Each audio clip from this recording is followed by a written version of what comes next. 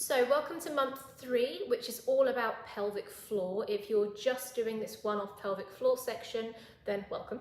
So there are some key things that I would like to highlight for this session. The first thing is that releasing the pelvic floor is just as important as contracting the pelvic floor. And if you've been watching the flow or the snippets already on the app, you may have got to the bit where we talk about cystitis, and sometimes your pelvic floor is so tight it can't contract anymore, so it just pulls on the bladder and makes you feel like you need to pee all the time.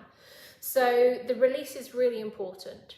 The second thing I want to focus on is that we can use the breath not only to contract the pelvic floor and create a stronger connection with the core and the pelvic floor through your exhale, but we could also use the exhale to release the pelvic floor. So we'll play with using breath in different ways to either ease or contract the pelvic floor.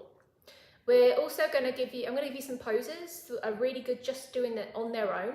So if you do feel that the bladder is being pulled by your pelvic floor, the pelvic floor feels over tight, then there are stretches that you can just do on their own without having to do the whole flow to help you release.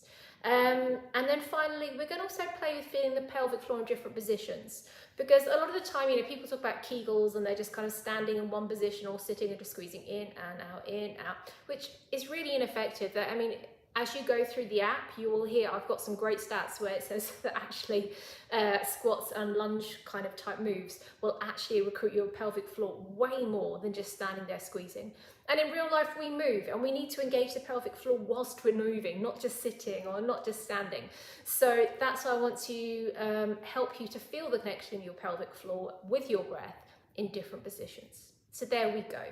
Take what you need from it. You don't have to do the whole flow, you can do sections. Enjoy, let me know how you feel.